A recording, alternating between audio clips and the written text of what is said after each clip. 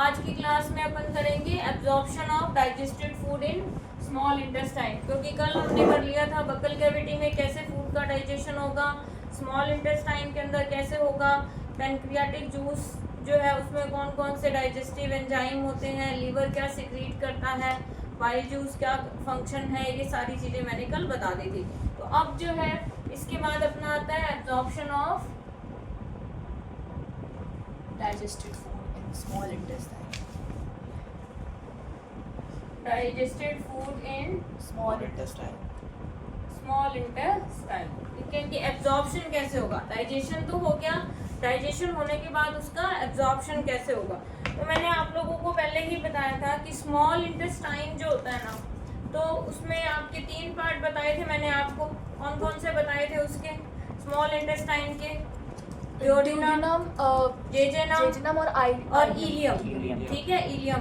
तो ड्यूोडेनम जो first part था, जेजुनम जो था वो आपके लॉन्गर और कॉइल्ड पार्ट था, और इलियम जो लास्ट पार्ट है उसमें क्या होता है, फिंगर लाइक प्रोजेक्शंस होते हैं जिसको हम बोलते हैं विलीज। ठीक है, तो ये विली जो है ये क्या करती है, फूड के एब्जॉर्प्शन के लिए लार्ज सरफेस एरिया प्रोवाइड करती है। अगर इस विली की स्ट्रक्चर देखें ना अपन, तो ये इस तरह से होते हैं। ये देखो यहाँ पे इसके स्मॉल इंटेस्टाइन का जो लास्ट पार्ट है इलियम, उसमें उसकी सरफेस पे अंदर की साइड में इस तरह की ये स्ट्रक्चर्स होती हैं। ब्लड वेसल्स रिचली होती है, इसके अंदर बहुत सारी ब्लड वेसल्स होती है। तो जो भी आपके, इसको हम बोलते हैं विली, इनकी फिंगर लाइक प्रोजेक्शन। तो अगर इसमें क्वेश्चन आता है आपके, what is the role of villi या विलाई भी बोलते हैं कि इसको, तो ये क्या करती है, फूड के एब्जॉर्प्शन के लिए लार्ज सरफेस एरिया प्रोवाइड करती है। फिंगर लाइक या hair like projections which provide large surface area for food absorption, मतलब इनकी हेल्प से फूड का एब्जॉर्प्शन होता है। तो होता क्या है, जो भी डाइजेस्टेड फूड के न्यूट्रिएंट्स हैं, तो nutrients of digested food, digested food के जो भी न्यूट्रिएंट है ये कौन एब्जॉर्ब करता है, एब्जॉर्ब बाय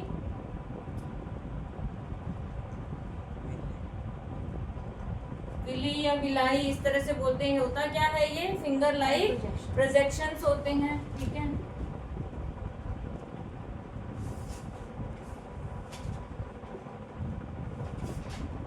इस तरह की ये स्ट्रक्चर होती है। इस तरह की ब्लड वेसल की रिचली सप्लाई होती है इसमें, मतलब बहुत सारा नेटवर्क होता है ब्लड वेसल्स का। तो ये क्या करती है, ये इंक्रीज करती है सरफेस एरिया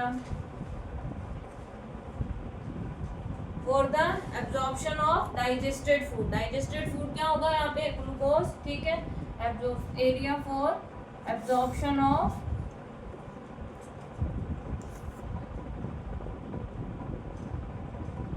जो भी डाइजेस्टेड फूड हमारा क्या है, ग्लूकोज है, तो उसके लिए। एंड आपके, और इसमें क्या होती है, कंटेन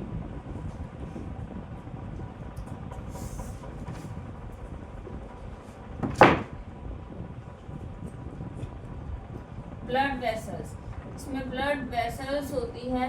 ठीक है, तो ये ब्लड वेसल्स जो होती है ये क्या होती है, जब आपके डाइजेस्टेड फूड, जब भी आपके इसकी थिन ब्लड वेसल्स में से पास होता है ना, तो पास होगा इसकी वॉल में से, तो क्या होगा, आपके ब्लड स्ट्रीम में एंटर करेगा। एंटर होने के बाद एब्जॉर्ब फूड जो है वो, जो भी इसकी सेल्स है, सारी सेल्स जो है वो इसको ले लेती है, और एनर्जी जो है फूड से प्रोड्यूस होती है सेल के अंदर। ठीक है, तो ये जो भी मैं फ्लो चार्ट की फॉर्म में लिख रही हूँ, आप इसको ऐसे भी लिख सकते हैं, इसको अपनी लैंग्वेज में भी लिख सकते हैं।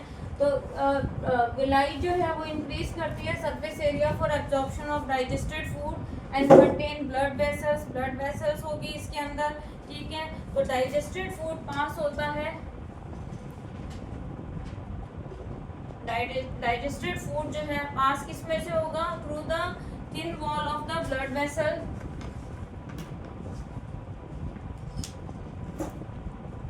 Thin wall of blood vessels. और फिर क्या होगा यहाँ पे, and enter the blood stream, and enter into blood stream, क्योंकि ब्लड से ही सारा क्या होता है आपके पास होगा। ठीक है, और एब्जॉर्ब फूड जो है, तो यहाँ पे ये जो एब्जॉर्ब फूड है ब्लड स्ट्रीम में एंटर करेगा, absorb food is taken by, कौन लेगा एब्जॉर्ब फूड बताओ? एब्जॉर्ब फूड कौन लेगा? जो भी बॉडी की सेल्स है, ठीक है, all the cells of body, all the cells of body. And energy जो है यहाँ पे वो क्या होगी? Produce in the energy cell. Is Produced in the cell. Energy from the food Is produced is in the cell. Produce in cells. हो गया? Clear हुआ कि जो आपके एब्जॉर्प्शन कैसे होता है, न्यूट्रिएंट्स जो भी है, डाइजेशन तो हो गया, डाइजेशन के बाद स्मॉल इंटेस्टाइन के अंदर एब्जॉर्प्शन कैसे होगा, क्योंकि डाइजेशन भी इसमें हो रहा है, एब्जॉर्प्शन भी हो रहा है। तो एब्जॉर्प्शन जो इसका लास्ट पार्ट है स्मॉल इंटेस्टाइन का आपके उसमें होगा, तो न्यूट्रिएंट जो भी है डाइजेस्टेड फूड के एब्जॉर्ब होते हैं। विलाई जो फिंगर लाइक प्रोजेक्शंस हैं ये इंक्रीज करती है surface area for the absorption of digested food. Digested food मतलब ग्लूकोज जो है, तो इसमें क्या होती है, ब्लड वेसल्स होती है। तो डाइजेस्टेड फूड जब इन ब्लड वेसल की थिन वॉल में से पास होता है तो एंटर करता है ब्लड स्ट्रीम में, और एब्जॉर्ब फूड जो है यहाँ पे जो भी बॉडी की सेल्स हैं वो उसको एब्जॉर्ब फूड उसको ले लेती हैं, और वहाँ से फिर एनर्जी जो है फूड से प्रोड्यूस होती है। तो इस तरह से ये क्या करती है, आपके एब्जॉर्प्शन में हेल्प करेगी। तो एक्सेस न्यूट्रिएंट जो भी होते हैं वो स्टोर हो जाते हैं, और जब भी आपको बॉडी के अंदर जब एनर्जी की रिक्वायरमेंट होती है तो उनको यूज़ कर लेते हैं। और ये जो इनकॉर्पोरेशन है, इनकॉर्पोरेशन मतलब कि जो एब्जॉर्ब न्यूट्रिएंट का सेल के कंपोनेंट में जो मिलना है या वो उसको एब्जॉर्ब करती है, इस प्रोसेस को हम क्या बोलते हैं, एसिमुलेशन। तो एसिमुलेशन क्या हो गया, the incorporation of the absorb food absorb nutrient in the cell component is called assimilation. हो गया क्लियर? ठीक है। इसके बाद आता है आपके एब्जॉर्प्शन। तो ये स्मॉल इंटेस्टाइन में कैसे होता है ये आपको क्लियर हो गया, एसिमुलेशन क्या है ये भी आपको क्लियर हो गया। उसके बाद में आता है आपके absorption is large intestine and egestion. तो लार्ज इंटेस्टाइन के अंदर कैसे होता है एब्जॉर्प्शन, इस पे शॉर्ट नोट भी आता है, आपके विलेय पे शॉर्ट नोट भी आता है, और डाइजेस्टिव सिस्टम का ऐसे कंप्लीट क्वेश्चन नहीं आता, उसके छोटे छोटे पॉइंट्स की फॉर्म में क्वेश्चन आता है कि how is villi design to maximize the surface area for food absorption, इस तरह से भी क्वेश्चन आ सकता है। इस पे शॉर्ट नोट्स भी आ सकता है, या स्मॉल इंटेस्टाइन में फूड का एब्जॉर्प्शन कैसे होता है इस पे भी नोट आ सकता है आपके। तो अलग अलग, ऐसा नहीं है कि पूरा डाइजेस्टिव सिस्टम जो है उसको एक्सप्लेन करो, इस तरह से क्वेश्चन नहीं आता, बीच के जो पार्ट्स हैं उनमें से क्वेश्चंस आते हैं आप लोगों के। अब जो लार्ज इंटेस्टाइन है तो ये मैंने आप लोगों को बताया था कि नाम ही इसका लार्ज है, एक्चुअल में तो क्या होती है ये Small.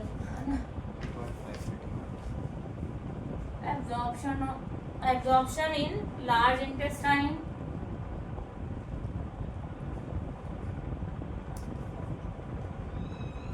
And egestion. Large intestine मैंने आप लोगों को डायग्राम में पहले बताया भी था इस तरह से कि ये जो आपको दिखाई दे रही है ये क्या है, लार्ज इंटेस्टाइन है, ठीक है। लार्ज इंटेस्टाइन जो है ना, और यहाँ पे देखो लार्ज इंटेस्टाइन एंड में इसके क्या है, रेक्टम। अब लार्ज इंटेस्टाइन क्या होती है, ऑलमोस्ट 1.5 मीटर लॉन्ग होती है, और ये अनडाइजेस्टेड फूड जो भी है वो स्मॉल इंटेस्टाइन से रिसीव करती है। तो लार्ज इंटेस्टाइन क्या करती है,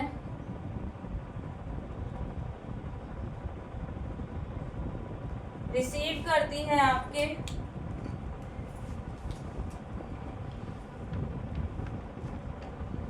अनडाइजेस्टेड फूड फ्रॉम कहाँ से लेगी, स्मॉल इंटेस्टाइन से।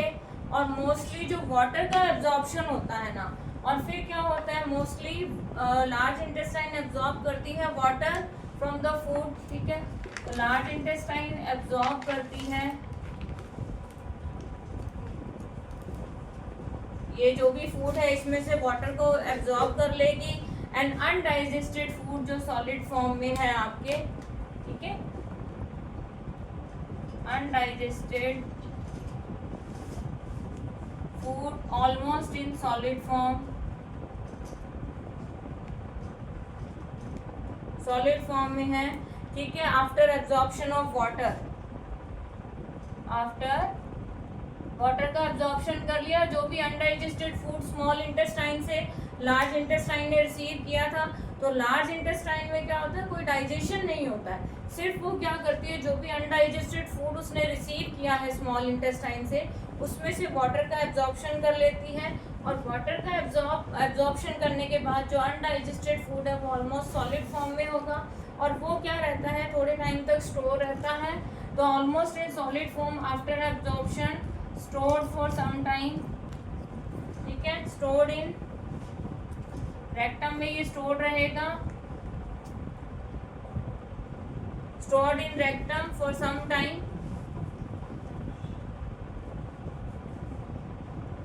कुछ टाइम तक स्टोर रहेगा इसमें, एंड देन एक्सपेल, ठीक है, थ्रू एनएस, किसके थ्रू होता है, देन एक्सपेल थ्रू एनएस। हो गया क्लियर? तो लार्ज इंटेस्टाइन में हो गया, स्मॉल इंटेस्टाइन का बता दिया। लार्ज इंटेस्टाइन में अनडाइजेस्टेड फूड रिसीव करती है स्मॉल इंटेस्टाइन से, उस अनडाइजेस्टेड फूड में से सिर्फ और सिर्फ वाटर का एब्जॉर्प्शन होता है, लार्ज इंटेस्टाइन में कोई डाइजेशन नहीं होता। वाटर एब्जॉर्प्शन के बाद वो जो फूड है ऑलमोस्ट सॉलिड फॉर्म में रहता है, और वो रेक्टम में स्टोर रहता है सम टाइम, और उसके बाद एनएस के थ्रू उसको बॉडी से बाहर एक्सपेल कर देते हैं। तो इस तरह से लार्ज इंटेस्टाइन के अंदर आपके क्या एब्जॉर्प्शन और किस तरह से होगा वो हो गया। तो ये जो भी डाइजेस्टेड फूड है आपके, है ना, इलियम के अंदर जो डाइजेस्टेड फूड का एब्जॉर्प्शन होता है, तो ये कौन से प्रोसेस से होता है, ये मैं बता रही हूँ, आप नोट कर लेना कि इलियम में जो भी आपके डाइजेस्टेड फूड का एब्जॉर्प्शन जो होता है ना, वो किसके थ्रू होता है, डिफ्यूजन। ये कई बार पूछा जाता है, diffusion and osmosis, diffusion and osmosis, ठीक है, by active participation of the cell of intestine. Intestine की जो सेल है वो उसमें एक्टिवली पार्ट लेती है। ऑस्मोसिस एंड डिफ्यूजन प्रोसेस के थ्रू क्या होता है, आपके जो स्मॉल इंटेस्टाइन के अंदर जो आपके डाइजेस्टेड फूड जो होता है ना इलियम में, उसका एब्जॉर्प्शन जो होता है वो इन दोनों प्रोसेस के थ्रू होता है, ये ध्यान रखना। तो इस तरह से आपका जो डाइजेशन का है पार्ट वो ऑलमोस्ट कंप्लीट है। फिर उसके बाद डाइजेस्टिव ग्लैंड के जो सिक्रीशन थे वो मैंने बीच में ही आपको एक्सप्लेन कर दिए थे, लेकिन एक बार मैं डाइजेस्टिव ग्लैंड का क्लासिफिकेशन बताऊंगी। और एक चीज़ और है कि कुछ एक टर्म है, जैसे एक टर्म है आपके बोलस, ठीक है, बोलस कई बार ये पूछा जाता है। तो जब फूड सलाइवा के साथ मिक्स हो जाता है, when food mix with saliva, तो फूड प्लस सलाइवा, जब फूड सलाइवा के साथ मिक्स हो जाता है तो उसको हम क्या बोलते हैं, बोलस। ये ध्यान रखना, ये टर्म कई बार पूछी जाती है। एक आता है आपके काइम या कई चाइम भी बोलते हैं इसको, CHYME, तो इसके बारे में भी पूछा जाता है कि जब फूड आपके मिक्स हो जाता है गैस्ट्रिक जूस के साथ, तो food plus gastric juice. Gastric juice कहाँ होता है, गैस्ट्रिक ग्लैंड। गैस्ट्रिक जूस जो होती है वो कौन सिक्रीट करता है, गैस्ट्रिक जूस, गैस्ट्रिक जूस कौन सिक्रीट करता है, लीवर, वाह, स्टमक, स्टमक, स्टमक, सारे बोल दो, कोई ना कोई तो ऑप्शन होगा ही, है ना। देखो कितना पढ़ के आते हो तुम लोग। हाँ हाँ, था क्यों नहीं भाई, स्टमक गैस्ट्रिक, स्टमक में गैस्ट्रिक ग्लैंड होती है, गैस्ट्रिक ग्लैंड ही तो गैस्ट्रिक जूस। हाँ, सबसे पहले यही बोला सबसे था। पहले नहीं बोला था ना, सबसे लास्ट में बोला था ये। स्टमक, हाँ, मैम पहले तो- गैस्ट्रिक ग्लैंड बोल दिया था। तो गलत बोला है ना, आप लोगों को पता होना चाहिए। हाँ मैम, ठीक है, ओके। तो जब आपके फूड गैस्ट्रिक जूस के साथ मिक्स हो जाता है तो इसको अपन बोलते हैं चाइम या काइम, कई लोग काइम बोलते हैं, कोई चाइम बोलता है। ये दोनों पूछे जाते हैं, ये MCQ में आते हैं कई बार क्वेश्चन इसका, तो ये आप टर्म ध्यान रखना। इसके बाद आपके है डाइजेस्टिव ग्लैंड जो है उसके बारे में, उसका जो क्लासिफिकेशन है, जितना मैंने आज कंप्लीट कराऊंगी ना, मैं उसका टेस्ट भी लूँगी कल, और उसमें अगर किसी ने गलती की है तो फिर तुम्हें पता ही है क्या होगा तुम्हारे साथ में, सबके घर पे कॉल जाएगी फिर।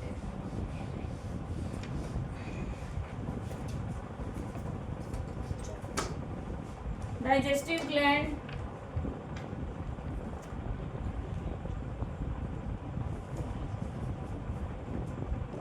कौन कौन सी होती है बताओ?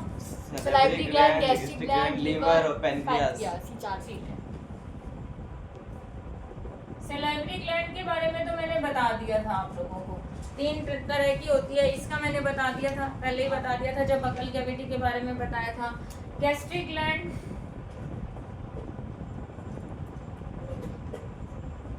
गैस्ट्रिक ग्लैंड का भी मैंने बता दिया था, जो गैस्ट्रिक जूस सिक्रीट करती है, जो अभी तुम लोग थोड़ा सा गलत बोल रहे थे, है ना, बाद में याद आया था। उसके बाद क्या आता है आप लोगों के इसमें? लीवर, और कौन सा है? पैनक्रियास। पैनक्रियास। तो देखो इन दोनों के बारे में तो मैंने बता दिया था, सैलिवरी ग्लैंड, गैस्ट्रिक ग्लैंड, इनके बारे में मैंने बता दिया था। लीवर जो है इस पे कई बार क्वेश्चन आते हैं, पहले इसकी स्ट्रक्चर बता देती हूँ मैं आपको। ये देखो, ये जो आपको स्ट्रक्चर दिखाई दे रही है ना यहाँ पे, ये पूरा ये लीवर है। अब इसमें भी आप देखो इसके 2 लोब हैं, 2 पार्ट दिखाई दे रही है, एकदम से डिवाइड नहीं है, लेकिन इसके अंदर होता है एक छोटा लॉब है, एक बड़ा लॉब है। तो सबसे पहली बात तो है लीवर जो है सबसे लार्जेस्ट ग्लैंड है, ठीक है, ये ध्यान रखना कि सबसे लार्जेस्ट ग्लैंड है, लाइज बिलो डायफ्राम, डायफ्राम के नीचे राइट अपर पार्ट में होगी। डायफ्राम क्या है उसके बारे में भी मैं बताऊंगी, लेकिन मैंने बीच में आपको बताया था flat muscular flap like structure है ना, ये बताया था। तो अब देखो सेल्स, लीवर की जो सेल्स होती है उसको बोलते हैं हेपेटिक सेल्स, बहुत बार पूछा जाता है, लीवर की सेल्स को हम क्या बोलते हैं? Hepatic sales. जैसे देखो सबका एक स्पेसिफिक नाम है, ईसोफेगस की जो मूवमेंट थी इनवॉलेंट्री मूवमेंट है, पेरिस्टाल्टिक मूवमेंट बोलते हैं उसको। स्टमक की जो मसल थी वो स्पिंक्चर मसल्स, ये मैंने बताया था आप लोगों को, ठीक है। उसके बाद जैसे लीवर की जो सेल्स है इनको हम क्या बोलते हैं? हेपेटिक सेल्स बोलते हैं। तो लीवर में 2 लोब्स होते हैं, एक होता है राइट जो थोड़ा सा लार्जर है, और एक होता है लेफ्ट जो आपके स्मॉलर है। इतना ही ध्यान रखते हैं। लीवर की जो हेपेटिक सेल्स, मतलब लीवर क्या प्रोड्यूस करता है? बाइल जूस प्रोड्यूस करता है। बाइल जूस का क्या फंक्शन होता है? और ये जो बाइल जूस है, ये देखो जो लीवर है इसकी स्ट्रक्चर के साथ यहाँ से डक्ट फॉर्मेशन हो रही है। तो ये जो आपके बाइल जूस है ये हेपेटिक डक्ट के थ्रू कहा जाता है, हेपेटिक डक्ट इसमें फॉर्म हो रही है।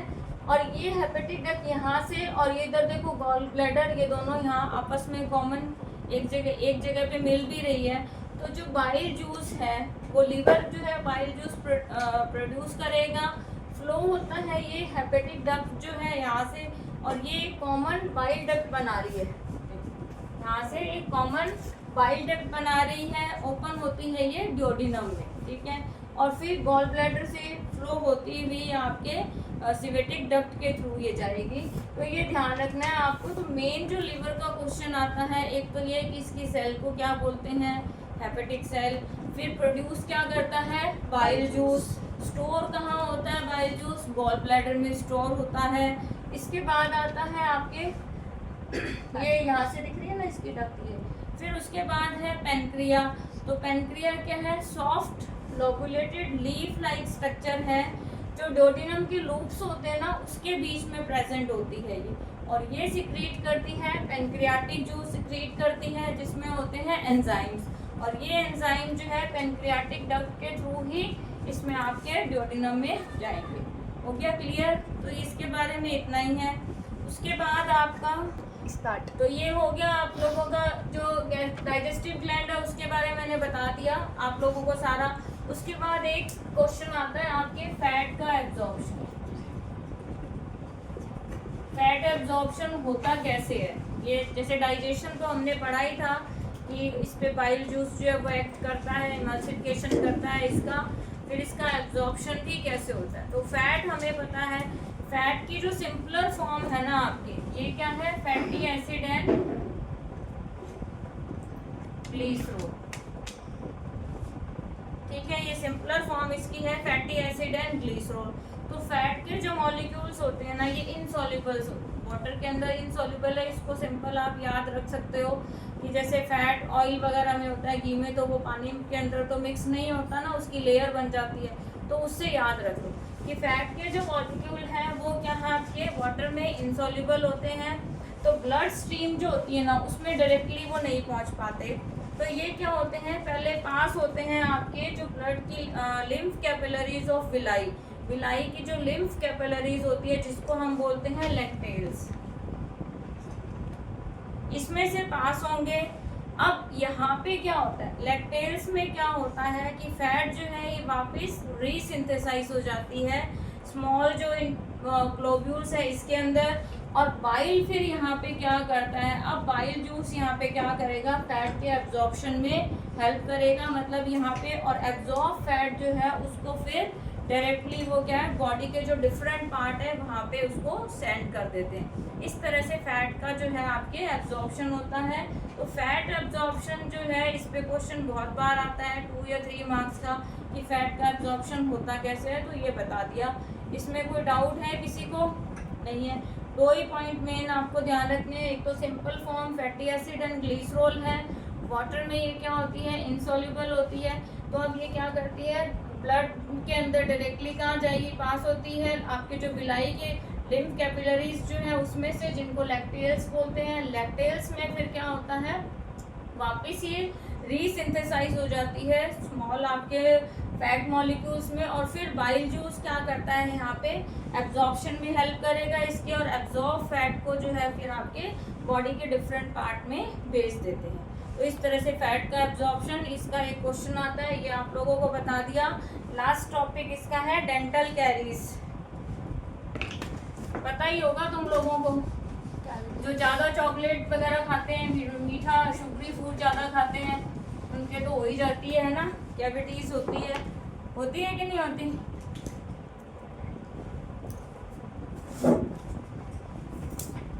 डेंटल कैरीज तो formation of small cavities in the teeth, ठीक है, इसको हम क्या बोलते हैं, formation of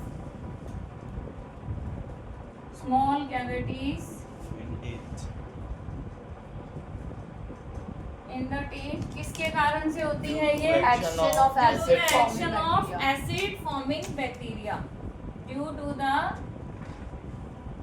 action of acid forming bacteria.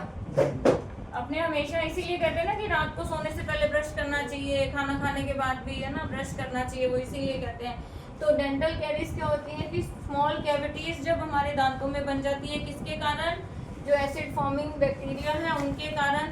तो बैक्टीरिया करते क्या है, ये एक्ट करते हैं शुगरी फूड पे। तो ये जो बैक्टीरिया है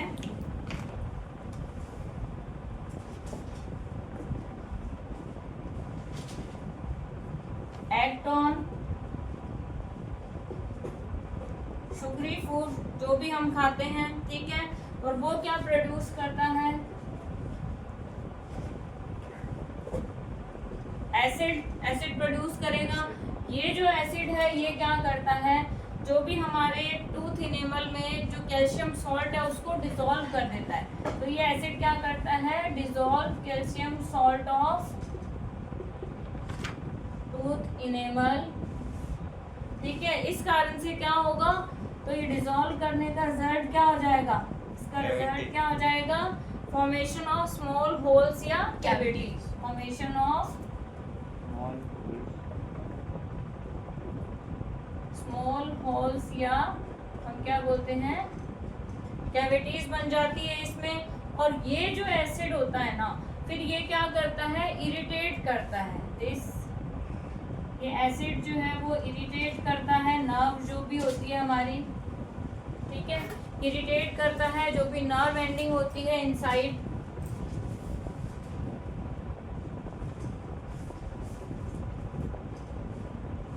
the tooth and cause tooth, ठीक है। हो गया क्लियर कि आपके जो भी बैक्टीरिया है, डेंटल कैरीज, जो भी कैविटीज फॉर्मेशन हो रही है, बैक्टीरिया एक्ट करते हैं शुगर पे, जो भी हम फूड से खाते हैं उसमें प्रोड्यूस करते हैं एसिड, और ये क्या करता है, एसिड डिसॉल्व कर देता है, जो हमारी टूथ इनेमल का कैल्शियम सॉल्ट है उसको डिसॉल्व कर देता है, जिसके कारण आपके स्मॉल होल्स या कैविटीज बन जाती है। और ये जो एसिड इरिटेट करता है जो नर्व एंडिंग होती है जो हमारे दांतों की, और क्या करती है, टूथ के कॉज करती है, दांत में दर्द भी होता है इसके कारण। तो ये चीज़ है, इसलिए कहते हैं कि खाना खाने के बाद में अच्छे से आपको क्या करना चाहिए, क्लीन भी करना चाहिए, है ना, और ब्रश करना चाहिए डेली, रात को सोने से पहले भी। फिर उसके बाद एक दो जो अब इस टॉपिक से रिलेटेड जो क्वेश्चंस हैं वो नेक्स्ट क्लास में करेंगे। डाइजेशन वाला प्रोसेस जो पूरा टॉपिक है ऑलमोस्ट यहाँ कंप्लीट हो गया। अगर कुछ इसमें रहे बचा होगा तो वो मैं नेक्स्ट क्लास में कंप्लीट करवा दूँगी। और जो क्वेश्चंस हैं वो अब कल की क्लास में अपन क्वेश्चंस डिस्कस करेंगे इससे रिलेटेड जो भी है। ठीक है, थैंक यू।